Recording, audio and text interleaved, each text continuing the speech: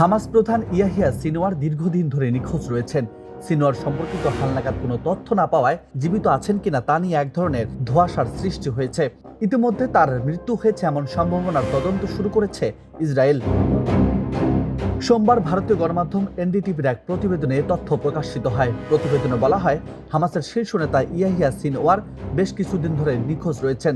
তার এই যোগাযোগ বিচ্ছিন্ন অবস্থা তার মৃত্যুর সম্ভাবনাকে ক্রমশ স্পষ্ট করছে। যদিও তার মৃত্যুর বিষয়টি নিশ্চিত না, তবে ইসরায়েলের প্রতিরক্ষা বাহিনীর ধারণা, সম্প্রতি গাজা শহরে বাস্তুচ্যুত ফিলিস্তিনিদের আশ্রয় নেওয়া একটি স্কুলে হামলায় হামাস নেতা ইয়াহিয়া সিনওয়ার নিহত হয়েছেন।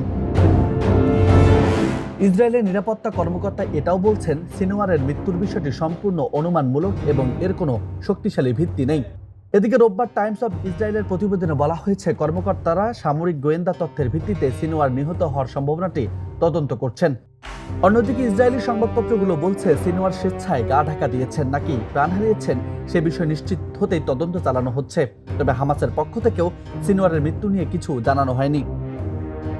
গত 7 অক্টোবর দক্ষিণ ইসরায়েলে হামলা সিনওয়ারের নেতৃত্বে হয়েছিল বলে মনে করা হয়। এরপর থেকে ইসরায়েল হামাসের গুরুত্বপূর্ণ ব্যক্তিদের লক্ষ্যবস্তু করেছে। চলতি বছরের শুরুতে ইরান ও বেইরুতে ড্রোন হামলায় হামাস প্রধান ইসমাইল হানিয়া এবং উপপ্রধান সালে আল আরৌরি নিহত হন। হানিয়ার মৃত্যুর পর ইয়াহিয়া সিনওয়ার তার স্থলাভিষিক্ত হলে ইসরায়েল একাধিকবার তাকে টার্গেট করেও ব্যর্থ হয়েছে। নিউজ ডেস্ক, বার্তা 24।